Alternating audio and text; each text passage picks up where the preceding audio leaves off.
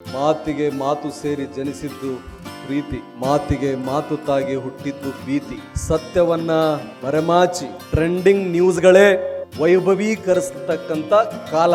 ಏನು 7 ಕೋಟಿ ಜನಸಂಖ್ಯೆಗೆ 5 ಲಕ್ಷ ಜನ, ರಾಜ್ಯ ಸರ್ಕಾರದ 34 ಇಲಾಖೆ, ಕೇಂದ್ರ ಸರ್ಕಾರದ 50ಕ್ಕೂ ಹೆಚ್ಚು ಇಲಾಖೆಗಳಲ್ಲಿ ನೌಕರರ ವರ್ಗದ ಮೇಲೆ ಬಹುದೊಡ್ಡ ಜವಾಬ್ದಾರಿ ಇದೆ.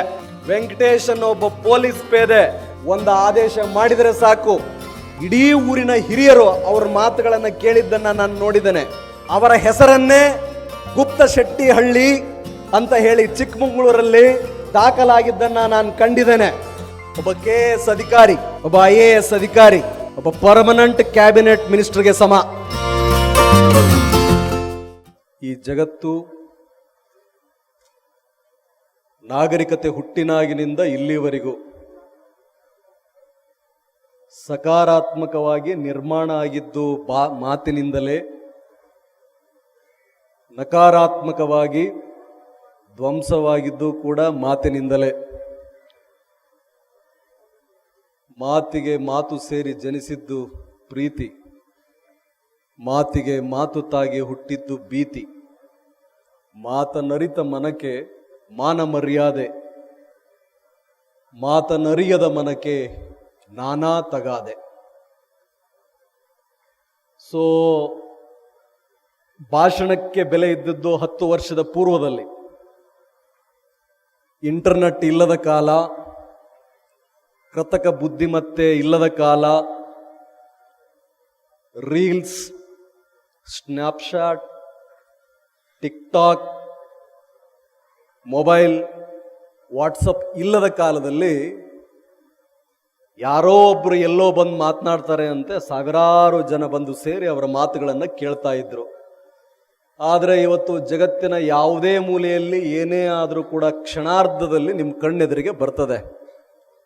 ಸೊ ಇದು ಸತ್ಯವನ್ನ ಮರೆಮಾಚಿ ಟ್ರೆಂಡಿಂಗ್ ನ್ಯೂಸ್ಗಳೇ ವೈಭವೀಕರಿಸತಕ್ಕಂಥ ಕಾಲ.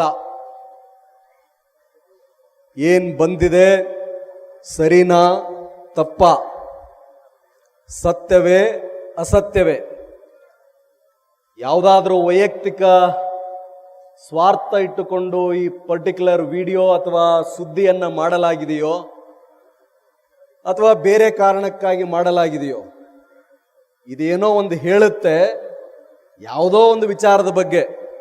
ಅದು ಸರಿನಾ ತಪ್ಪ, ಆತ್ಮವಿಮರ್ಶೆಗೆ ಸಮಯವಿಲ್ಲದ ಕಾಲ, ಏನನ್ನೂ ನೋಡದ ಕಾಲ, ಬಂದದ್ದನ್ನೆಲ್ಲ ಫಾರ್ವರ್ಡ್ ಮಾಡುವ ಕಾಲ. ರಾಜ್ಯ ಸರ್ಕಾರಿ ನೌಕರರ ಬಳಗಕ್ಕೆ ಸೇರಿದ ನಾವುಗಳು, ನೀವು ಸೇರಿ ಏನು 7 ಕೋಟಿ ಜನಸಂಖ್ಯೆಗೆ 5 ಲಕ್ಷ ಜನ, ರಾಜ್ಯ ಸರ್ಕಾರದ 34 ಇಲಾಖೆ, ಕೇಂದ್ರ ಸರ್ಕಾರದ 50ಕ್ಕೂ ಹೆಚ್ಚು ಇಲಾಖೆಗಳಲ್ಲಿ ಸ್ಮಶಾನದಿಂದ ಹಿಡಿದು ದೇವಾಲಯದವರೆಗೆ, ಒಂದು ಮಗುವಿನ ಹುಟ್ಟಿನ ಜನನದ ದಾಖಲೆಯಿಂದ ಹಿಡಿದು ಶವ ಸಂಸ್ಕಾರವಾಗಿ ಅದರ ಡೆತ್ ಸರ್ಟಿಫಿಕೇಟ್ ಕೊಡುವವರೆಗೆ, ಒಬ್ಬ ವಿದ್ಯಾರ್ಥಿಯ ವಿದ್ಯಾರ್ಥಿ ವೇತನದಿಂದ ಹಿಡಿದು ಸಂಧ್ಯಾ ಸುರಕ್ಷಾ ಯೋಜನೆಯಲ್ಲಿ ಪೆನ್ಷನ್ ಕೊಡೋ D ಗ್ರೂಪ್ನ ನೌಕರನವರೆಗೆ, ಬೆಳಗ್ಗೆದ್ದು ಲೈಟ್ ಆಫ್ ಮಾಡಿ ವಾಲ್ ತಿರುಗೋ ವಾಲ್ಮನ್ನಿಂದ ಹಿಡಿದು ಸಾಯಂಕಾಲ ಲೈಟ್ ಆನ್ ಮಾಡಿ ಬೀಟ್ ಸಿತ್ತೋ ಪೊಲೀಸ್ ಪೇದೆಯವರೆಗೆ, ಜಿಲ್ಲಾಧಿಕಾರಿಗಳ ಕಚೇರಿಯಲ್ಲಿ ಜಿಲ್ಲಾಧಿಕಾರಿಯಾಗಿ ದಂಡಾಧಿಕಾರಿಯಾಗಿ ಕರ್ತವ್ಯ ನಿರ್ವಹಿಸುವ, ಬಡವರ ಕಣ್ಣೀರು ಒರೆಸಲಿಕ್ಕೇನೆ ಇರುವ, ಮನೆ ಇಲ್ಲದವರಿಗೆ ಮನೆ ಕೊಡುವ ಶಕ್ತಿ ಹೊಂದಿರುವ, ಹೊಲ ಇಲ್ಲದವರಿಗೆ ಹೊಲ ಶಕ್ತಿ ಕೊಡುವ ಶಕ್ತಿ ಹೊಂದಿರುವ, ಯಾರಿಗೆ ಯಾರೂ ಇಲ್ಲವೋ ಅವರ ಪರವಾಗಿ ಸರ್ಕಾರವೇ ತಂದೆ ತಾಯಿ ಅನ್ನುವ ಭರವಸೆಯನ್ನ ಕೆಲಸದ ಮೂಲಕ ಮೂಡಿಸೋ ಜಿಲ್ಲಾಧಿಕಾರಿಯಿಂದ ಹಿಡಿದು ರಾಜ್ಯದ ಮುಖ್ಯ ಕಾರ್ಯದರ್ಶಿಯವರೆಗೆ ನೌಕರರ ವರ್ಗದ ಮೇಲೆ ಬಹುದೊಡ್ಡ ಜವಾಬ್ದಾರಿ ಇದೆ. ಸೌಲಭ್ಯಗಳನ್ನ ತೆಗೆದುಕೊಳ್ಳುವುದರ ಜೊತೆಗೆ ಮನುಷ್ಯನ ಜೀವನ ಅಂದ್ರೆ it is not defined by what we have, it is defined by what we give.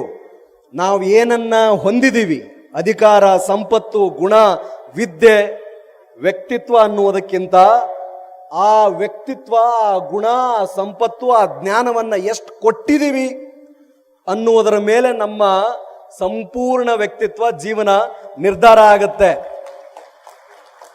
ಸೇವೆಗೆ ಸೇರಿ 18 ವರ್ಷಗಳ ಸೇವಾ ಅವಧಿಯಲ್ಲಿ ನಾನು ನೋಡಿದ್ದೇನೆ. ಒಬ್ಬ ಪೊಲೀಸ್ ಪೇದೆ, ಹೊಸಪೇಟೆಯಲ್ಲಿ ನಾನು ಸಹಾಯಕ ಪೊಲೀಸ್ ಅಧೀಕ್ಷಕನಾಗಿದ್ದಾಗ ವೆಂಕಟೇಶ್ ಅನ್ನೋ ಒಬ್ಬ ಪೊಲೀಸ್ ಪೇದೆ ಇಡೀ ಒಂದು ಗ್ರಾಮಕ್ಕೆ ಒಂದು ಆದೇಶ ಮಾಡಿದರೆ ಸಾಕು, ಇಡೀ ಊರಿನ ಹಿರಿಯರು ಅವ್ರ ಮಾತುಗಳನ್ನು ಕೇಳಿದ್ದನ್ನ ನಾನು ನೋಡಿದ್ದೇನೆ. ಇಡೀ ಒಂದು ಗ್ರಾಮವನ್ನ ದುಶ್ಚಟ ಮುಕ್ತಗೊಳಿಸಿದ್ದನ್ನ ನಾನು ಕಂಡಿದ್ದೇನೆ. ಶಿವಮೊಗ್ಗ ಜಿಲ್ಲೆಯಲ್ಲಿ ಕೆಲಸ ಮಾಡಬೇಕಾದ್ರೆ RV ಗಂಗಾಧರಪ್ಪ ಅಂತ ಒಬ್ಬ ಸರ್ಕಲ್ ಇನ್ಸ್ಪೆಕ್ಟರ್ ಇಡೀ ಒಂದು ಹೋಬಳಿಯನ್ನ ಯಾವುದೇ ಜಾತಿ, ಮತ, ಕುಲ, ಧರ್ಮ, ಪಂಥ, ಬಡವ, ಶ್ರೀಮಂತ ಯಾವುದೇ ತಾರತಮ್ಯವನ್ನ ಮಾಡದೆ ನೀವು ನೊಂದಿದ್ದೀರಾ, ನೀವು ಬಂದಿದ್ದೀರಾ, ನಾನು ನಿಮ್ಗಾಗಿ ಇದೀನಿ ಅನ್ನೋ ಕೆಲಸ ಮಾಡಿದ ಒಬ್ಬ ವ್ಯಕ್ತಿಯನ್ನ ನಾನು ನೋಡಿದ್ದೇನೆ.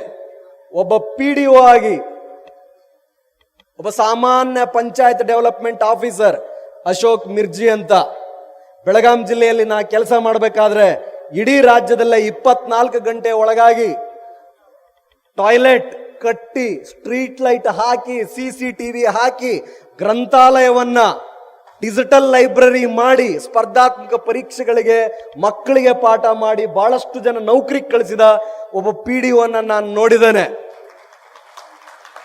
ಒಬ್ಬ ಪೊಲೀಸ್ ಅಧೀಕ್ಷಕನಾಗಿ ದಿವಂಗತ ಮಧುಕರ್ ಶೆಟ್ಟಿ ಸೇವೆ ಸಲ್ಲಿಸುತ್ತಿರುವ ಹರ್ಷ ಗುಪ್ತಾ ಸಾಹೇಬರು ಚಿಕ್ಕಮಗಳೂರು ಜಿಲ್ಲೆಯಲ್ಲಿ ಸೇವೆ ಸಲ್ಲಿಸಬೇಕಾದ್ರೆ ಊರಿಗೆ ಹೆಸರೇ ಇಲ್ಲ. ಆ ಊರಿನಲ್ಲಿರುವವರಿಗೆ ನಾಗರಿಕನಿಗೆ ಸಲ್ಲಬೇಕಾದ ಯಾವುದೇ ಸವಲತ್ತುಗಳೇ ಇಲ್ಲ.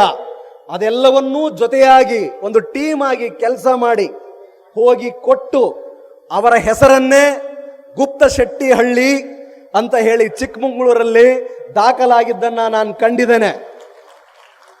ಒಬ್ಬ ಪೊಲೀಸ್ ವರಿಷ್ಠಾಧಿಕಾರಿ ಮನಸ್ಸು ಮಾಡಿದ್ರೆ ಯಾವುದೇ ಪಕ್ಷ ಆಡಳಿತದಲ್ಲಿರಲಿ, ಒಬ್ಬ ಪೊಲೀಸ್ ವರಿಷ್ಠಾಧಿಕಾರಿ ನಾನು ಬಡತನದಲ್ಲಿದ್ದೆ, ನಾನು ಹುಟ್ಟದೆ ಬೆಳೆದೆ, ನಾನ್ ಪಟ್ಟ ಕಷ್ಟವನ್ನ ಯಾರು ಪಡಬಾರ್ದು, ನಾನು ಪ್ರತಿ ಹಳ್ಳಿಗೂ ಹೋಗ್ತೀನಿ, ನೋಡ್ತೀನಿ, ಗ್ರಾಮ ವಾಸ್ತವ್ಯ ಮಾಡ್ತೀನಿ, ಪ್ರತಿ ತಿಂಗಳು ತಾಲೂಕವಾರು ಜನಸಂಪರ್ಕ ಸಭೆಗಳನ್ನು ನಾನು ಮಾಡ್ತೀನಿ, ಪ್ರತಿ ಶಾಲೆಗೂ ಹೋಗಿ ಪ್ರತಿಯೊಬ್ಬ ವಿದ್ಯಾರ್ಥಿಗೂ ಪೊಲೀಸ್ ಅಂದ್ರೆ ಏನು, ಹೆಡ್ ಕಾನ್ಸ್ಟೇಬಲ್ ಅಂದ್ರೆ ಏನು, ಚಾರ್ಜ್ ಶೀಟ್ ಅಂದ್ರೆ ಏನು, ಸಮನ್ಸ್ ಅಂದ್ರೆ ಏನು, ವಾರಂಟ್ ಅಂದ್ರೆ ಏನು, ದೋಷಾರೋಪಣಾ ಪಟ್ಟಿ ಅಂದ್ರೆ ಏನು, ಬಿ ರಿಪೋರ್ಟ್ ಅಂದ್ರೆ ಏನು, ವಿಕ್ಟಿಮ್ ಕಂಪನ್ಸೇಷನ್ ಅಂದ್ರೆ ಏನು, ಟ್ರಯಲ್ ನಡೆದ್ರೆ ಸಾಕ್ಷಿಯನ್ನ ಹೇಗೆ ಹೇಳಬೇಕು ಅನ್ನೋ ಪೊಲೀಸ್ ವರಿಷ್ಠಾಧಿಕಾರಿಯಾಗಿ ನಾನು 5 ಜಿಲ್ಲೆಗಳಲ್ಲಿ ಸೇವೆ ಸಲ್ಲಿಸಿದ್ದೀನಿ. ಭಾನುವಾರವೂ ಕಚೇರಿಯಲ್ಲಿ ಕೂತಿದ್ದೀನಿ, 9ರಿಂದ ರಾತ್ರಿ 12ವರೆಗೂ ಕೆಲಸ ಮಾಡಿದ್ದೀನಿ, ದಂಧೆಕೋರರನ್ನ ಒದ್ದು ಓಡಿಸಿದ್ದೀನಿ. ಒಬ್ಬ ಅಧಿಕಾರಿಗೆ ಇಷ್ಟೆಲ್ಲ ಜವಾಬ್ದಾರಿಗಳಿರ್ತದೆ. ಪ್ರಜಾಪ್ರಭುತ್ವ ವ್ಯವಸ್ಥೆ 5,000 ವರ್ಷಗಳ ಇತಿಹಾಸದ ಮನುಕುಲಕ್ಕೆ ಇದೆ ಅನ್ನುವುದಾದರೆ ಅಂದಿನಿಂದ ಇಂದಿನವರೆಗೂ the best form of administration, ಅದರ ಶಕ್ತಿ ಇರುವುದೇ ಬ್ಯೂರೋಕ್ರಸಿಯಲ್ಲಿ, ಆಡಳಿತಶಾಹಿಯಲ್ಲಿ. ಸ್ಪರ್ಧಾತ್ಮಕ ಪರೀಕ್ಷೆಯ ಮೂಲಕ ಪ್ರತಿಭೆಯನ್ನಾಧರಿಸಿ ನಮ್ಮೆಲ್ಲರನ್ನು ನೇಮಕ ಮಾಡಲಾಗ್ತದೆ. ಯಾರಿಗಾಗಿ? ಏತಕ್ಕಾಗಿ? ಅಧಿಕಾರ, ಹಣ ಅಥವಾ ದೊಡ್ಡ ಹೆಸರಿರುವ ವ್ಯಕ್ತಿಗೆ ಪೊಲೀಸ್ ಸ್ಟೇಷನ್ ಎದುರುಗಡೆ ಬಂದು ಅಥವಾ ತಹಸೀಲ್ದಾರ್ ಎದುರುಗಡೆ ಬಂದು ಯಾವತ್ತಾದ್ರೂ ಕಾದಿದ್ದನ್ನ ನೋಡಿದೀರಾ? ನಾನಂತೂ ನೋಡಿಲ್ಲ. ಫೋನ್ ಮಾಡಿದ್ರೆ ಸಾಕು, ಮನೆಗೆ ಹೋಗಿ ಸಿಗ್ನೇಚರ್ ಹಾಕಿಸ್ತೀವಿ. ಸ್ವಾಮಿ ಬರೋದು ಬೇಡ, ನಾವೇ ಬರ್ತೀವಿ, ನಾವೇ ಬಂದು ಮಾಡಿಕೊಡ್ತೀವ್ರಿ ಅಂತ ಹೇಳ್ತೀವಿ. ಸರ್ಕಾರದ ಅವಶ್ಯಕತೆ ಯಾರಿಗಿದೆ? ಅಕ್ಷರ ಅರಿಯದ 3 ಹೊತ್ತಿನ ಹೊಟ್ಟೆ, 3 ಹೊತ್ತಿನ ಊಟ ತುಂಬಿದ್ರೆ ಸಾಕಪ್ಪ, ವಾರದ ಸಂತೆ ಆದ್ರೆ ಸಾಕಪ್ಪ, ಮಕ್ಕಳನ್ನ ಒಳ್ಳೆ ಶಾಲೆಯಲ್ಲಿ ಸೇರಿಸ್ಲಿಕ್ಕೆ ಫೀಸ್ ಆದ್ರೆ ಸಾಕಪ್ಪ, ಏನೋ ಉಳಿಸ್ಕೊಂಡ್ಬಿಟ್ಟು ತಿರುಮತಿ ತಿಮ್ಮಪ್ಪನಿಗೋ ಧರ್ಮಸ್ಥಳಕ್ಕೋ ಶಿರಡಿ ಸಾಹಿಬನಿಗೆ 1 ವರ್ಷದಲ್ಲಿ 1 ಸಾರಿ ಹೋಗಿ ಬಂದ್ರೆ ಸಾಕಪ್ಪ, ಸೆಕೆಂಡ್ ಹ್ಯಾಂಡ್ ಕಾರ್ ಆದ್ರೂ ಸಾಕು, ತಗೊಂಡ್ರೆ ಸಾಕು, ಜಿಲ್ಲಾ ಹೆಡ್ ಕ್ವಾರ್ಟರ್ ಅಲ್ಲಿ ಒಂದು ರೆವಿನ್ಯೂ ಸೈಟ್ ಇದ್ರೂ ಪರವಾಗಿಲ್ಲ, ತಗೊಂಡ್ರೆ ಸಾಕು. ಈ ರೀತಿ ಅಕ್ಷರ ಅರಿಯದ ವ್ಯಕ್ತಿಗಳಿಗೆ ಸರ್ಕಾರದ ಆದ್ಯತೆ ಇದೆ, ನೌಕರರ ಕಳಕಳಿಯ ಅವಶ್ಯಕತೆ ಇದೆ. ಅದೆಲ್ಲವನ್ನೂ ಮಾಡುವ ಗುರುತರ ಜವಾಬ್ದಾರಿ ನಮ್ಮೆಲ್ಲರ ಮೇಲಿದೆ. ಬಹಳಷ್ಟು ವ್ಯವಸ್ಥೆಯನ್ನ ದೂಷಿಸುವ ನಾವೆಲ್ಲ ಬಹಳ ದೂಷಿಸ್ತೀವಿ. ಅದ ಹಂಗಾತ್ ಇದು ಹಿಂಗಾತ್ ಸರ್ ಹೇಳಿದ ಹಾಗೆ ಬೇರೆ ಬೇರೆ ಏನೋ ಆಗ್ತಾ ಇರತ್ತೆ. But we remain for ever. ಎಲ್ಲಾ ಕಡೆ ಹೇಳಿ ನನಗೆ ಅಭ್ಯಾಸ. ಒಬ್ಬ KS ಅಧಿಕಾರಿ, ಒಬ್ಬ IAS ಅಧಿಕಾರಿ, ಒಬ್ಬ ಪರ್ಮನೆಂಟ್ ಕ್ಯಾಬಿನೆಟ್ ಮಿನಿಸ್ಟರ್ಗೆ ಸಮ.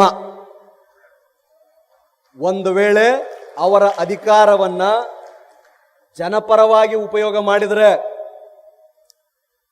ನಮ್ಮಲ್ಲಿ ಲಿಖಿತ ಬರದಿಟ್ಟ ಡಿಫೈನ್ಡ್ ರೂಲ್ಸ್ಗಿಂತ ಡಿಸ್ಕ್ರಿಷನ್ ವಿವೇಚನಾ ಪವರ್ಗಳೇ ಹೆಚ್ಚು. ಸರ್ಕಲ್ ಅಲ್ಲಿ ನಿಂತಾಗ ಒಬ್ಬ ಕಾನ್ಸ್ಟೇಬಲ್ ನಿಮ್ ಗಾಡಿ ಹಿಡಿದ್ರೆ ರಾತ್ರಿ ಮಧ್ಯರಾತ್ರಿ, ಸರ್ಕಾರ ಅಂದ್ರೆ ಯಾರು? ಆ ಕ್ಷಣಕ್ಕೆ ಆ ಕಾನ್ಸ್ಟೇಬಲ್ಲೇ ಸರ್ಕಾರ. ಒಬ್ಬ ವಿಲೇಜ್ ಅಕೌಂಟೆಂಟ್, ಒಬ್ಬ PDO ಗ್ರಾಮ ಪಂಚಾಯತಿಯಲ್ಲಿ ಕೂತಾಗ ಸಾಮಾನ್ಯ ಮನುಷ್ಯ ಅವನ ಜೊತೆ ಇಂಟ್ರಾಕ್ಷನ್ ಸಂವಾದ ಮಾಡ್ತಿದ್ದಾನಂದ್ರೆ ಆ ಕ್ಷಣಕ್ಕೆ ಅವನೇ ಸರ್ಕಾರ. ಅವನು ಹೇಳಿದ್ದೇ ನಿಯಮ ಕಾನೂನು. 3 ಜನ ಹೋಗ್ಬೇಕಾದ್ರೆ, ಇಲ್ಲ ಸ್ವಾಮಿ ಏನೋ ಪೀಡ್ಸ್ ಬಂತು ಅಥವಾ ಜ್ವರ ಬಂದಿದೆ ಹಾಸ್ಪಿಟ್ಲ್ ತಗೊಂಡು ಹೋಗ್ತಿದೀವಿ, 3 ಜನ ನಾವು ಹತ್ತಲ್ಲ ಅಂದಾಗ ಆ ಕಾನ್ಸ್ಟೇಬಲ್, ನನಗೆ ಗೊತ್ತಿಲ್ಲ ಕಾನೂನು ಹಿಂಗೆ ಹೇಳುತ್ತೆ, ದಂಡ ಕಟ್ಟು ಅಂತ ನಿಮ್ ಗಾಡಿ ನಿಲ್ಲಿಸ್ಲೂಬಹುದು. ಓ ಹೌದಾ, ಎಲ್ಲಿಂದ ಬರಕತ್ತೀರಿ? ಇಲ್ರಿ ನಾವು ಕುಂದೂರಿಂದ ಬರಕತ್ತೀವಿ, ಗುಡ್ಡು ಚೆನ್ನಾಪುರದಿಂದ ಬರಕತ್ತೀವಿ, ತೆಗ್ಗಿಳಿಂದ ಬರಕತ್ತೀವಿ, ಬಂಕಾಪುರದಿಂದ ಬರಕತ್ತೀವಿ, ರಾಣೆಬೆನ್ನೂರು ಹೊಂಟೀವಿ, ಬಿಡ್ರಿ ಸಾಹೇಬ್ರ ಅಂದಾಗ ಅವನು ಬಿಟ್ರೆ ಅವನ ಪಾಲಿಗೆ ಅವನ ದೇವರು. ಬಿಡದೆ ತೆಗೆದುಕೊಂಡು ಹೋದ್ರೆ ಶಾಪ ಹಾಕ್ತಾರೆ, ಬೈಕಳ್ತಾರೆ. ಆ ಭರವಸೆಯನ್ನ ಮೂಡಿಸ್ತಕ್ಕಂಥ ಕೆಲಸ ನಮ್ಮ ಕರ್ತವ್ಯದಿಂದ ಆಗಬೇಕು. ಈ ವಿಡಿಯೋ ನಿಮ್ಗೆ ಇಷ್ಟ ಆಗಿದ್ರೆ ಈಗಲೇ ನಮ್ಮ ಮೀಡಿಯಾ ಮೈಂಡ್ 24x7 ಚಾನೆಲ್ ನ ಸಬ್ಸ್ಕ್ರೈಬ್ ಮಾಡಿ, ಹಾಗೆ ಪಕ್ಕದಲ್ಲಿರುವ ಬೆಲ್ ಬಟನ್ ನ ಕ್ಲಿಕ್ ಮಾಡಿ.